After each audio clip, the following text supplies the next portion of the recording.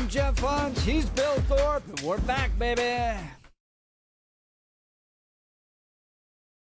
We've come out of the turkey coma. Never.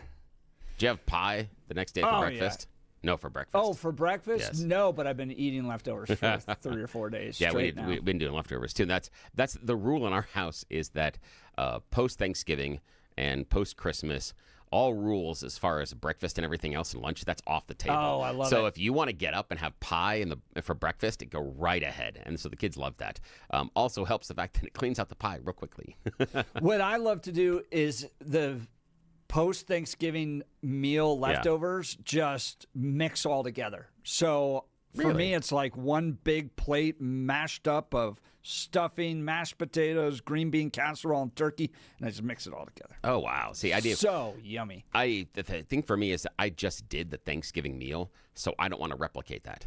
So I do it differently. I normally eat stuffing all the time. Yeah, it's awesome. So I go back and I normally do sandwiches. And so normally I'll go back in and do just turkey sandwiches, but it'll be, mayo, mustard, cheese, lettuce, stuff like that. Or every once in a while, and I did one yesterday, where I will heat up the stuffing and then do the turkey, a tiny bit of gravy, warm stuffing, and cranberry sauce in the sandwich. But I don't go back and do the whole plate. There's a whole Friends episode where Ross does the post-Thanksgiving sandwich with the moist maker. Yes, the moist maker. Now, what is important about the moist maker, and where does it sit in the sandwich, and why? Well, it sits in the middle. It's got gravy, and it sits in the middle, right? Yep, exactly. And then somebody steals it from work, and Ross goes rage, Ross. Yeah, exactly, and that's why he had these complaints at work about him. Yes. Oh, yeah. It's fantastic. All right, we've got a lot to talk about. One of the largest frauds in American history. $1 billion detailed in the New York Times in an expose that even shocked me because they seem to be finally honest about what's happening up in Minnesota. We'll get into that. And could this be happening in Colorado? We got a whole lot to talk about. Now it's time for News and Comment with Blake Olson. Blake Olson. Blake Olson, News and Comment.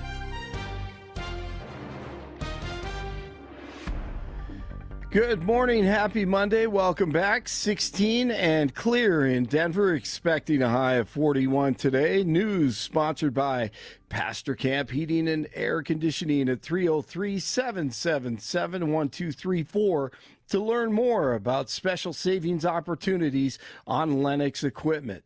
Our top story, before we get to the commies, the lefties, and the seditious six, and the deep state, and the CIA, and the Islamists trying to destroy us from within. Sunday night football, the Broncos in, how appropriate, D.C., it's overtime. Going for 9 straight wins. Broncos lead by 1, and the Commanders go for 2 and for the victory. Washington for the win. Mariota has it rejected by Benito, and Denver has won 9 in a row. 27-26. Nick Benito, huge play, bats the pass down. Marcus Mariota, and in overtime, a huge victory on the road. And here is how the Broncos took the lead. Back. He's got it left side. He's into the end zone for the touchdown. R.J. Harvey, wow, unbelievable. They go for 10 straight coming up this week against the Raiders. Here's Sean Payton in the postgame press conference. It's a great game to win. It's a tough one to lose. I just finished telling these guys, I can recall like the journey of a good team season involves games like this. Well, you got that right. Returned home this morning, back to work on Wednesday, and the Raiders coming up this weekend, as I just mentioned. If you care, Shedeur Sanders did throw a touchdown on Sunday and 149 yards, but the Browns lose to the Niners. They suffered a costly fumble in that game, but Shedeur Sanders now 1-1. Back to real life and D.C. General Mike Flynn, just in case you didn't hear it during the Thanksgiving break, following the 2 National Guard patriots being shot, the dangers in the Caribbean, the seditious 6, commie lefties trying to upend the administration, and John Brennan still not being held accountable. What the H is going on? You take that organization and you rip it apart because that organization is driving our policy everywhere. CIA. And it's killing our country right now. And it really is. I mean, the people that are part of it and the people that have been part of it are the ones still operating and driving everything going on in our nation. I mean, it's got to stop. It has to stop. And that means in Congress, that means in the White House, that means in the judiciary, and that's definitely overseas, some of the things that they're doing, the nefarious things that they're doing. And that's not going to make me any friends over there at Langley, but too goddamn bad. These people, this organization is driving this country and has been driving this country for 50 years or more. Wow. What's wild about that is like Hollywood's made movies about that exact issue for the last 20 years, right? Like the entire Jason Bourne series was about like rogue CIA operatives trying to, change countries without government, without Americans knowing. It was, it's crazy. And then you say, wait a minute, what do they know? And what did they know? And who, how involved in that are they? Very, very evidently. I know. I was thinking the same thing when I heard that soundbite over the weekend. All right, Blake, I got to take a moment of personal privilege here to talk about my dreams. Let's go. We love hearing about your dreams. All right, if I have the music, I'd dreams put it in involved you.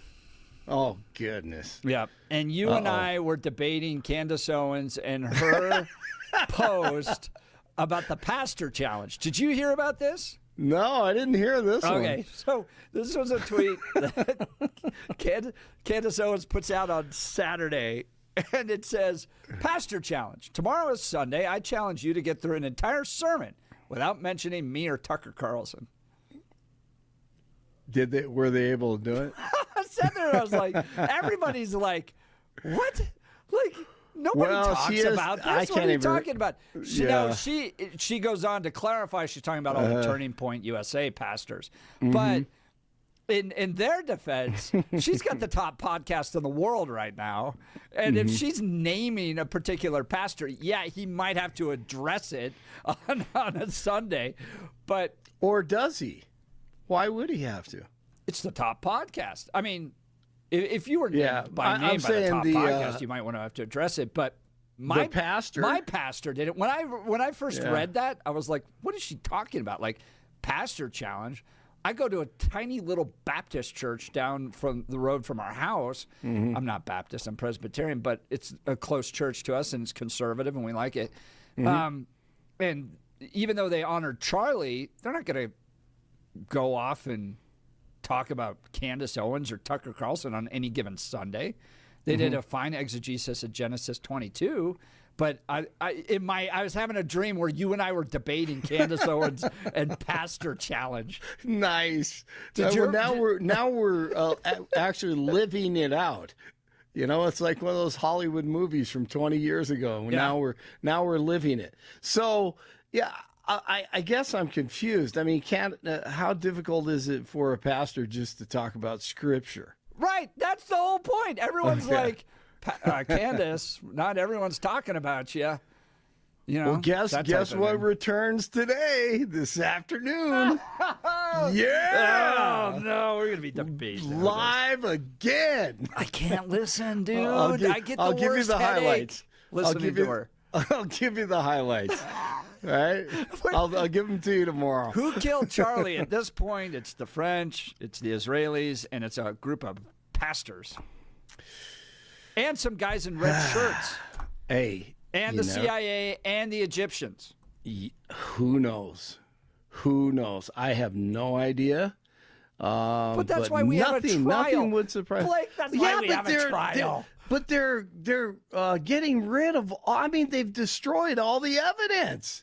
not like everything's destroying the evidence. A lot of the video. Do you and not secure- trust? Do you don't trust the FBI and Not right now. Cash Patel and nope. Dan Not Bongino right now. to get this right? Not right now. I don't. Just because of what the general said. More. It has to be completely gutted and changed. And you're right about the other organizations. You know, we got to quit playing games. He needs So to that's recognize. that's what I think. I mean, I don't trust. No, I don't. Sorry. We'll see what happens. Homeland Security Secretary Kristi Noem says the suspect in the National Guard shooting was likely radicalized after he came to the U.S. The suspect is Afghan national who worked with the CIA during the Afghanistan war and came to the U.S. in 2021. He'll be charged with first-degree murder following the death of Sarah Beckstrom, a patriot. The second service member shot remains hospitalized. Oh, it's just horrible. Look at that. DJT defending Secretary of War Pete Hegseth over reports he ordered the killing of everyone aboard a drug boat in the Caribbean, leading to a second strike to eliminate 2 survivors. He said he did not say that, and I believe him 100%. Venezuela is now accusing the U.S. of murder after acknowledging for the first time that its citizens were among those killed in the boat strikes. Now, Blake, did you see the tweet from Pete Hegseth last night, 13 hours ago, about this? You know, I heard it on the radio, but I didn't see it. What did it say? He posted a picture of a book of Franklin the Turtle. Is this a kid's book? I think it is. Oh. And he's riding in a helicopter with a bazooka shooting narco terrorists down below. It says Franklin targets the narco terrorists.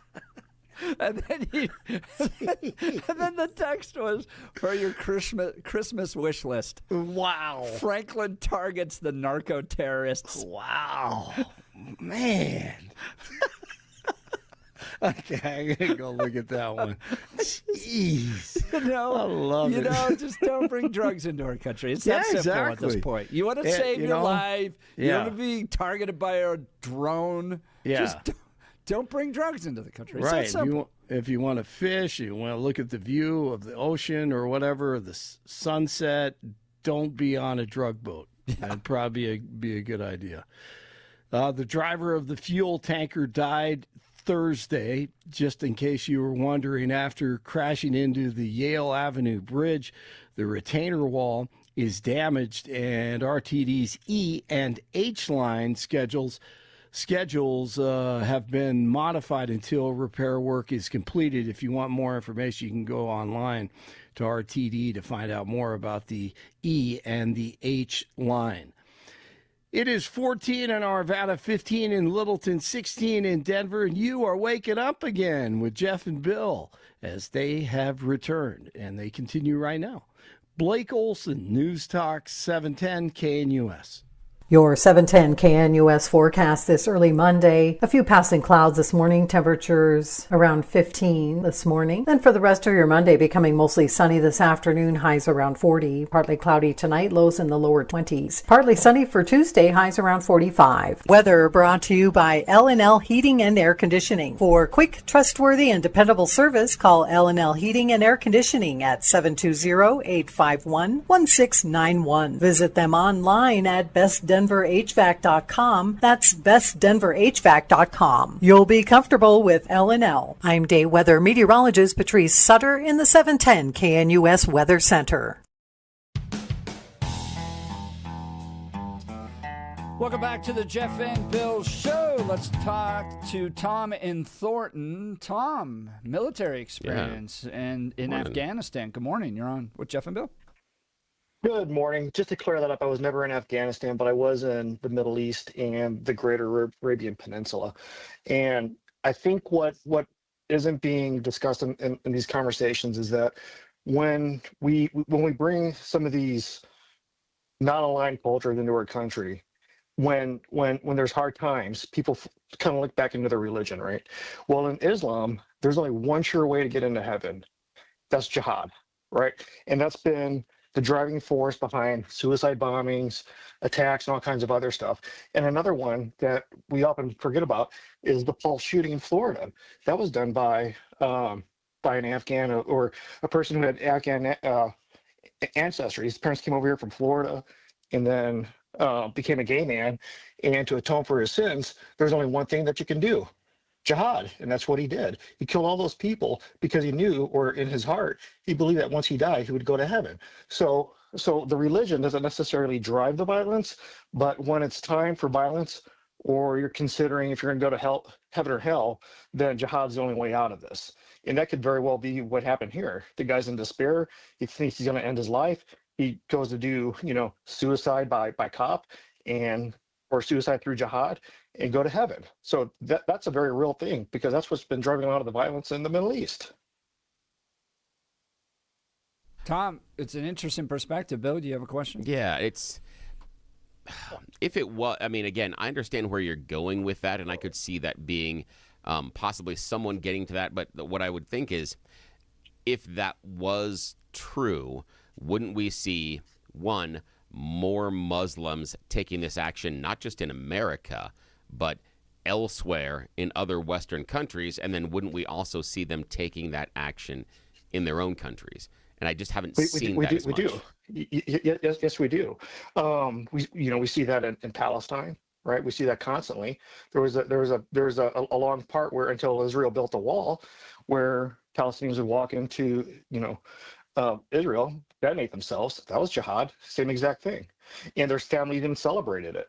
Same thing with even in the UK. Do you remember? I think years and years ago, there was a Pakistani that committed suicide in a double-decker bus, killing something like 20 people. So it happens all the time. Well, we're just numb to it. But when the one in the UK you talk about being several years ago, I disagree with you being able to say it happened several years ago and that it happens all the time.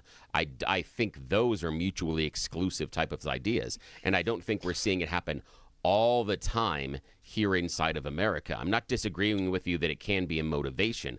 I'm not willing to put that down as a major motivation, that they are sitting there going, well, I've got to do this. I know the one thing I'm going to do. I'm going to get into heaven because of this. I just would think that, especially in somewhere like America, that the availability of weapons and technology in order to do attacks like that would be much greater. I would assume we would see a greater proportion of the attacks that we see perpetrated by people that are either Middle Eastern or Muslim, and we just simply don't.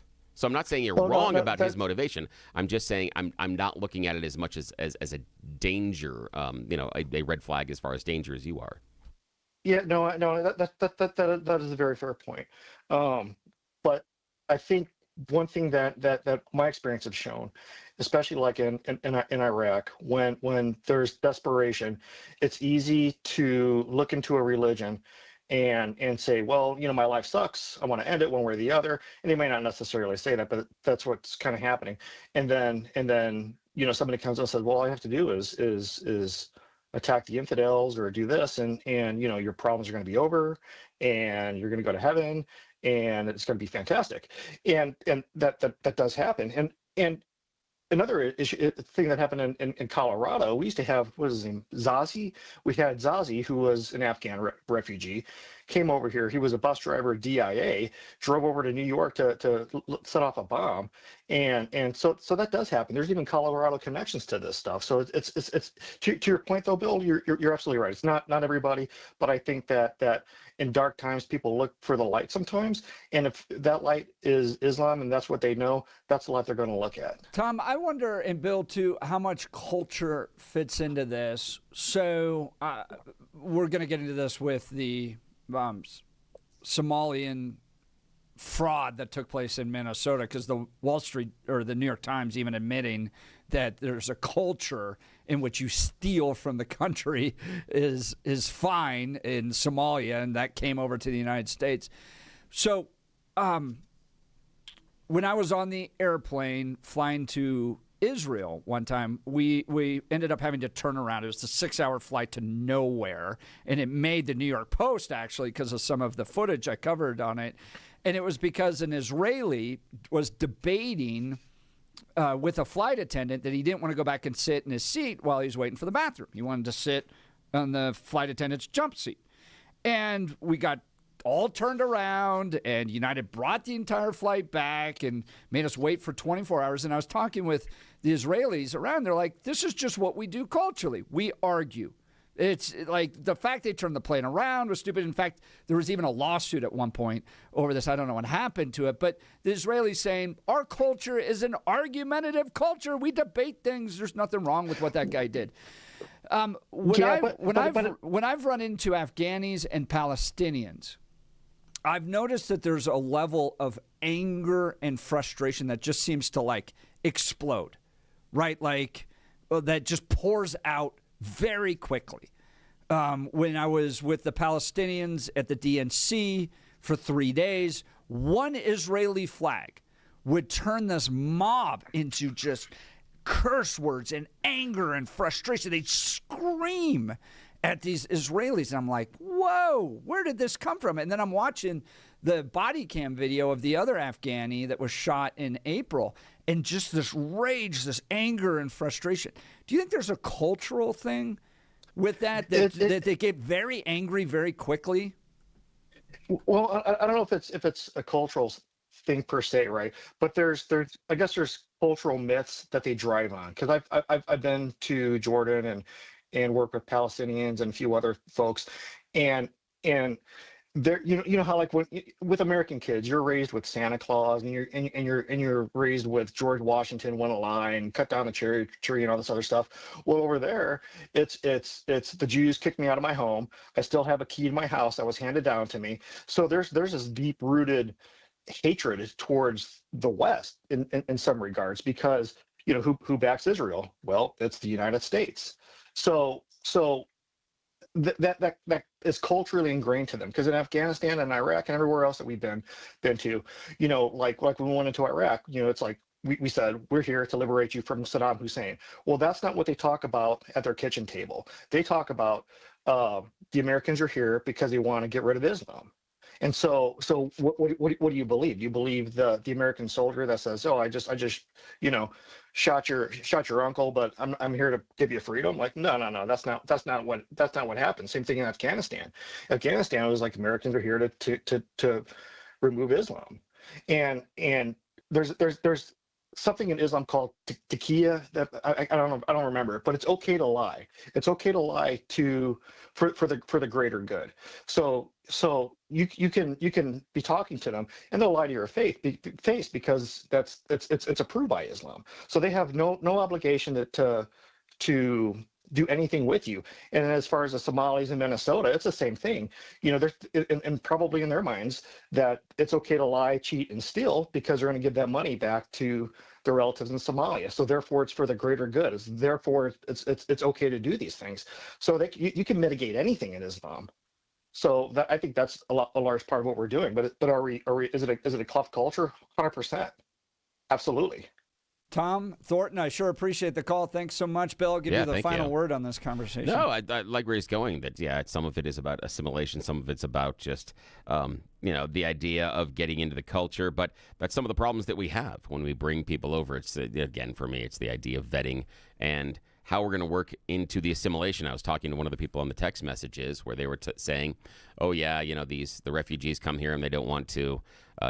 They were talking about their experience of their grandparents and coming over here and learning the language. And I'm like, yeah, but then we complain when the kids show up at our schools and we have to teach them and we don't want to spend the money with English as a second language programs and all those other stuff. We complain about it. So some of the exact systems that would help some of these families assimilate, we then complain about the fact that it's helping them assimilate. But can all cultures assimilate?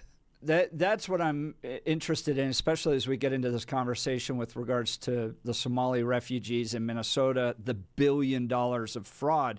Here's what the New York Times said, that Somali refugees who came to the United States after their country's civil war were raised in a culture in which stealing from the country's dysfunctional and corrupt government was widespread. So you had assimilation early on in the United States from primarily Western countries, Western Europe, that came over. can you have assimilation from countries like Somalia, Afghanistan, Iraq, and other problems like that? Is Trump right to pause asylum claims from third world countries? Can they assimilate? Yeah. But again, of course they can. And the thing is that our history is replete with going around and asking if this specific group of people from this specific country can assimilate. Is it possible for them? We said it about the Germans. We said it about the Chinese. We said it about the Irish. We said it over our history. In fact, we even said it about the Native Americans. That's why I put them on reservations. Because we were like, they can't assimilate into what we want them. So this is not anything new, this question. And over and over and over again, we've seen the ability to assimilate. What I see here is not an inability with the Somalis in Minnesota, an inability to assimilate. It's an inability of those in charge to stop the crimey people doing the crimey stuff. That's basically it. The idea that this happened in Somalia and was part of, what the society is, okay, then you can deal with it there. But here, no. But that's on us and the people that were in charge of looking to make sure the fraud wasn't going on. They didn't look. They didn't check. There was nothing as far as guardrails on this from what I can see. So this has a hell of a lot to do with those people that were looking into this and should have been putting on the guardrails. Yeah, it has something to do with some of their society, but guess what? The first couple of times someone comes over here from their society and gets pinched on this kind of thing, stops. Because we've seen that in other communities. And so the idea is, I don't see that, Somalis across the country in all sorts of different locations are doing multi-million-dollar fraud schemes. Doesn't seem to be happening. So I don't think this is necessarily indicative of Somalis, but it is more indicative on, one, this group of people, and two, the fact that the individuals that were in charge that should have been doing the law enforcement side of things weren't looking. The people that were supposed to be checking to make sure this stuff happened weren't doing the checking. Tim Walz. That's on them. Well, here's the thing. I understand how it's easy to throw the rocks at Tim Walz, just like it's easy to throw rocks at Jared Polis here. But the chances are that we expect Tim Walz to be going through the paperwork and checking the fraud. I don't lay this necessarily at his doorstep. However, I do lay it at the doorstep of his administration not having people in charge and in the right positions to look at this. So do I say, hey, Tim Walz is a failure and you're responsible for this?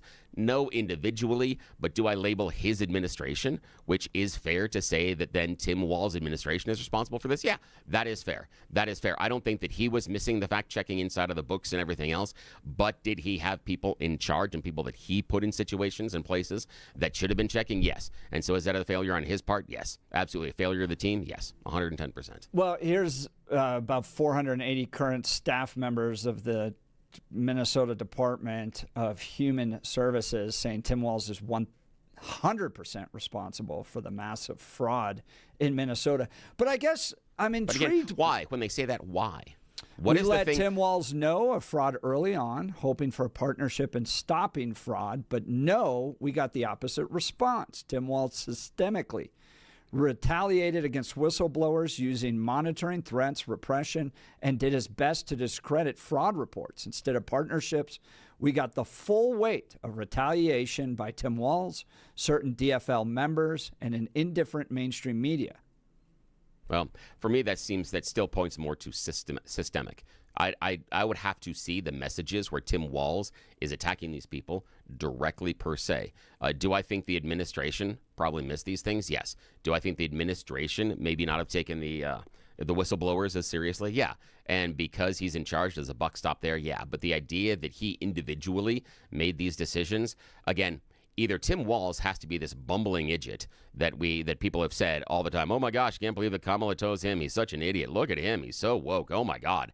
And if he's such a bumbling idiot, then how was he so systemic in attacking these whistleblowers and doing everything else? He can't be both. And so if the people that were in charge around him were necessarily, that lax and didn't take the whistleblowers, then yeah, that's an indictment of the administration. You can absolutely be both. One, Yeah, okay. and the New York Times article gets into this. Okay, good. Minnesota proved susceptible to rampant fraud because it was so tolerant, so open, and so geared towards keeping an eye on the weak. So you had a progressive kind of turn the other cheek, turn a blind eye to what's happening out there.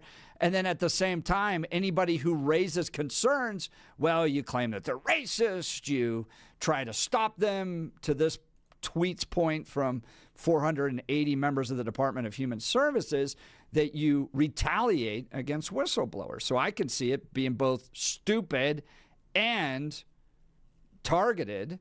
And that's kind of what you get from this New York Times article. Well, we'd love to have you join the conversation. Give us a call at 303-696-1971. Text us on the Dan Caplis Law text line at 720-819-5115. Let's talk Dan Caplis with Dan Caplis Law. Dan suggests you should choose a lawyer who shares your values, because who you choose to represent you in an injury case says a lot about you to everyone involved in the case.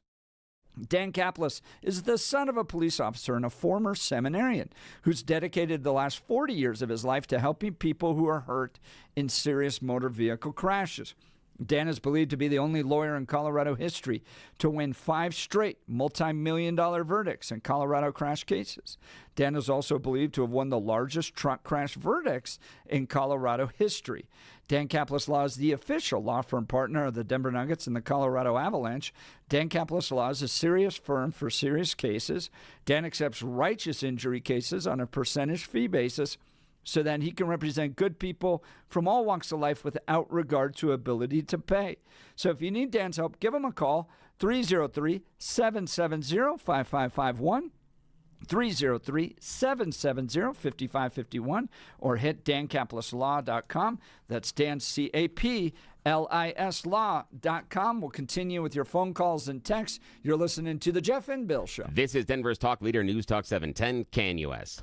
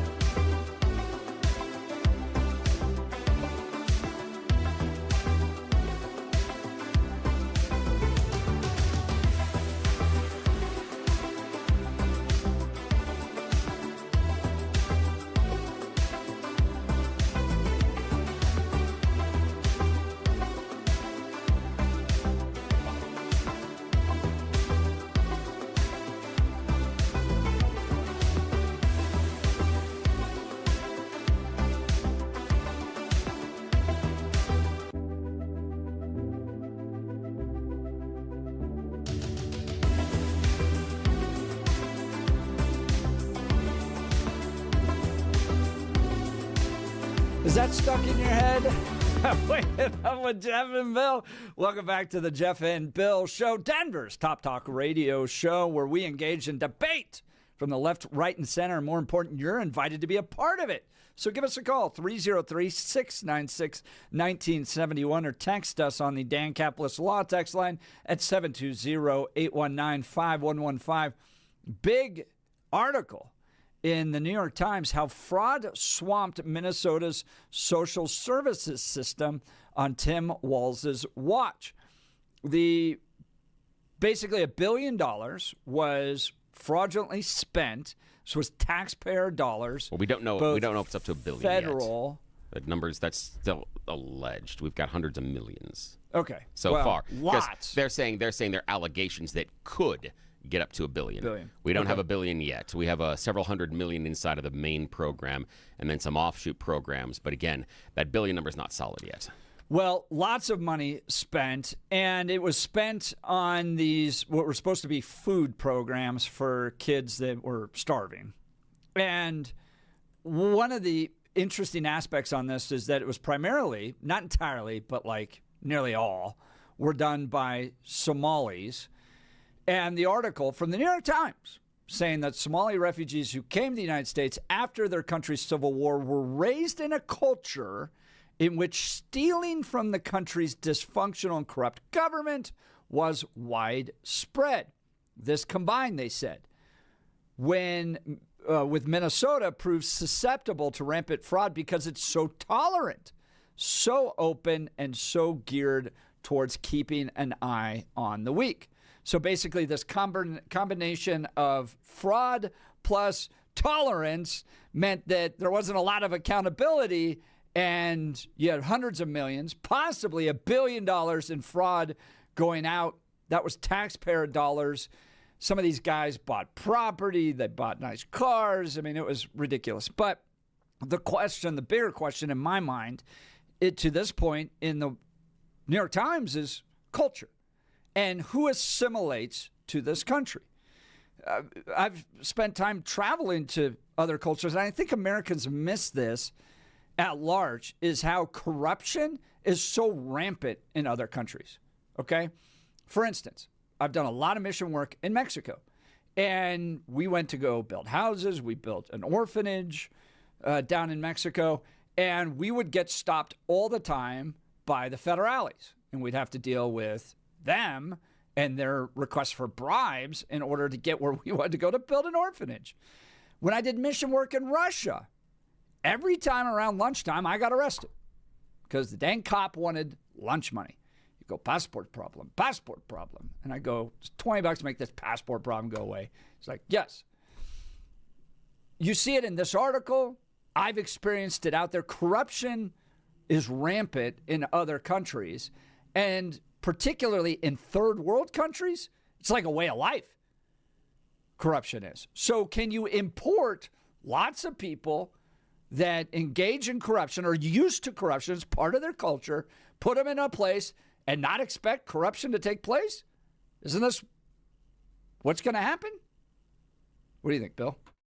No, I think, again, if you can assimilate and you go into different cultures that do different things, yeah, that's the issue. Are the Somalis assimilating, though? Yeah. Yeah.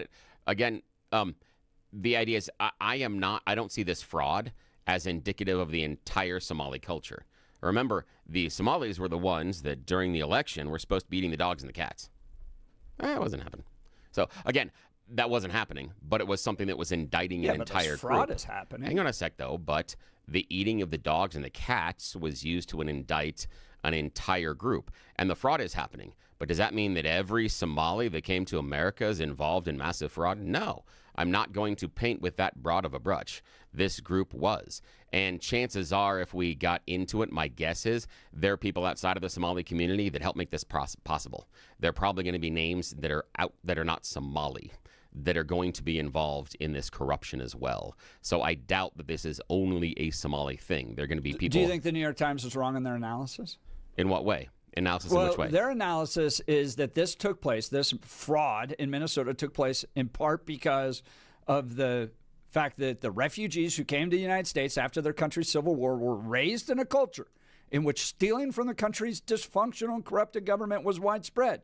Minnesota proved susceptible to rampant fraud because it was so tolerant, so open, and so geared towards keeping an eye on the weak. It was two parts. A culture that it was used to fraud, embraced fraud. You put a lot of them together, and they just went out and did what their culture was used to. Plus, Minnesota tolerance, progressive, open-minded, keeping an eye out for the weak. Those combined, and you got near historic levels of fraud out of Minnesota. That's the New York Times' argument. Yeah. Some of it, yeah, there is some historic fraud. There are some other fraudulent things that we can go back to with Enron and Bernie Madoff and other things. So there are some historic fraud levels as well, Lehman Brothers Bank, things as well. No, I don't disagree with their analysis, but that's exactly what I said when we were starting this, that this were Somalis that were doing bad things, and it was incumbent upon those people in charge in Minnesota to look at it and to make sure. And did they make mistakes? Yep, absolutely. Yes. Are there absolute mistakes there? Yes. 110% based on not finding out where the fraud is, because I'm not going to make it necessarily incumbent upon the person that is doing the criminal stuff to not do the criminal stuff per se. They need to be caught. That's why we have law enforcement. That's why we have district attorneys. That's why we have court cases. That's part of it. The idea that we are not going to do crime, whatever that is, on each other here in America, regardless of background, ethnicity, or history, that's been disproven. We do crime to each other each and every day to a varying degree. That happens. And so I don't think that's necessarily just Somalis, but did they come here from a country that had a broken down, corruptible government? Yes. And could we assume that there are going to be some people that are going to start these programs? And I don't know, again, was this program started fundamentally for fraud, or did it spiral into fraud? I don't know. I have no clue either way. But regardless of that situation, it is incumbent upon those that are in charge of the guardrails in Minnesota in order to make sure that this doesn't happen. That's what they are supposed to be looking for. And there are times in which I'm uncertain if they even did some of the most basic searches. And what I would say is things like, there are names of kids that were generated that were supposed to be receiving benefits and food from this program. Did anyone in the Walz administration cross-reference those names with any sort of a list, any sort of a database of children that were in Minnesota, children that were registered for school, children that were in state-sponsored daycare, students that were either born there or through refugee status? There are a series of things you can run through that Excel spreadsheet to look at those names that should have been delivered, or you can ask them to be delivered by the program. That seems to be reasonable. And so I don't see even some of the most basic systems being done. And if they're not going to check some of the most basic things, then I'm not surprised you would find massive fraud. These employees from Minnesota are saying, yes, there was absolutely auditing that was taking place, and it was Tim Walz who systemically retaliated against whistleblowers using monitoring, threats, repression, and did his best to discredit any type of fraud reports. But to Colorado, okay, this is what we have to be concerned about in this state. What you had was a combination of a culture that was used to doing things differently than we do here in the United States, like maybe torturing our opponents, like the Venezuelan gangs did down in Aurora. Remember that? Okay? You combine that with progressive, turn the other way, we don't want to look at the details, just give us the money type of government leadership that we have here in this state, and you get this type of fraud that takes place out there. One of the worst things that you can do is hand money to the government, because it can go in lots of different places. It's not transparent. There's a lot of different influences and pressures that go on those dollars, and they can end up, in this case, like you saw in Minnesota, going out and being used fraudulently. We got to get to a place where we're not giving so much money to the government. All right, Feel free to join the conversation, 303-696-1971, or text us on the Dan Caplis Law text line, 720-819-5115. Who do you blame for this fraud, sweeping fraud? Hundreds of millions of dollars, possibly even $1 billion in Minnesota. Do you blame the Somalis? Do you blame the Democrats? Is it a combination of both? And do you trust what's happening in Colorado with all the money going out to NGOs, all the money going to affordable housing? I mean, we've talked about how in this state, there's been audits where they don't know where a third of the money for particular projects went to. Let's talk Guy Rees.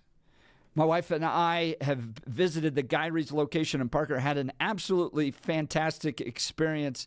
Because I'm not a big home improvement guy. I can't knock down walls, paint, put up even blinds.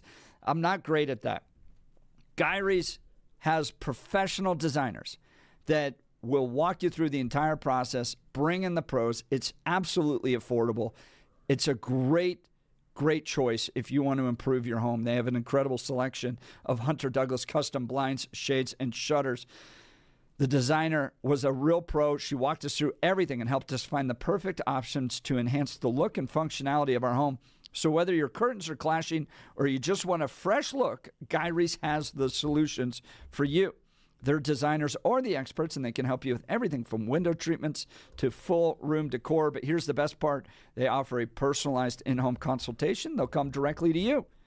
So you can get the same expert advice right in your own home. Do yourself a favor and get started today. Visit Guy Rees, GUIRYS.com, to schedule your in-home consultation. That's GUIRYS.com. Go see the great people in Guy Rees. You'll be sure to thank me. Phone lines lighten up. You're listening to The Jeff and Bill Show. This is Denver's talk leader, News Talk 710, KNUS.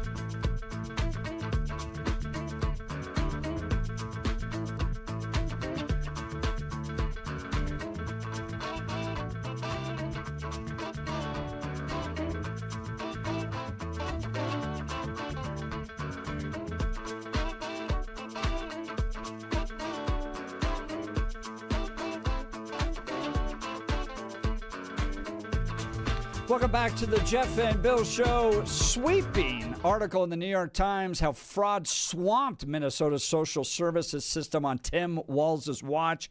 Hundreds of millions of dollars led by Somali refugees that were fraudulently spent. And this brings to mind Denver. Remember, it couldn't track millions of dollars in its own spending when it came to homeless. Years in a row, it still can't track millions of dollars spent on the homeless. Is this a combination of bad culture, like the New York Times says, with the Somali refugees, plus progressive government that turns the other way when fraud is there, can't track the money, doesn't really want to, because who cares? It's not their money to begin with. Let's go to Chris in Linkwood. Good morning, Chris. You're on with Jeff and Bill. Morning. How you guys doing this morning? Good. How are you? What's on your mind? Well, probably what's on everybody's mind. This is the same story year after year. You know, budgets get inflated on purpose, right? Cost-plus contracts with the military. Republicans do the same thing. They just more or less do it the legal way, right? They got rich buddies who own companies, and they land them these huge DOD contracts. But in regard to what's happening up there, I mean, this is totally by design. It's totally by design. People are misappropriating these funds. I mean, when I was in the military, somebody I knew almost got kicked out for filling up his personal vehicle at the fuel station on post. You know what I mean? So if anybody knows anything about history, there's two sets of laws, right? There's laws for, Jeff, Bill, and myself, and then there's laws for those that are in power. So I don't know what we should do about that. I mean, it's not our problem, right? But then again, it's happening here in the great state of Colorado. So, Chris, I'll give you this. Whether it's Republicans and defense spending or progressives and social spending, in both those cases, it's money going to the government being spent. I think that's the solution. Well, what's the remedy? What's the solution? Less taxes, smaller government. Of course. Can I interject there? Have you ever been to Amarillo, Texas? No. Let me tell you something, Jeff. I love Texas. I'm Texas born, but it is nothing like what George Strait said. It is a has-been town off Route 66 with ridiculous roads that look like 76 over here by Chris, we got to run. Henderson. Oh, funny call. I appreciate it. All right, we'll continue. You're listening to Jeff and Bill.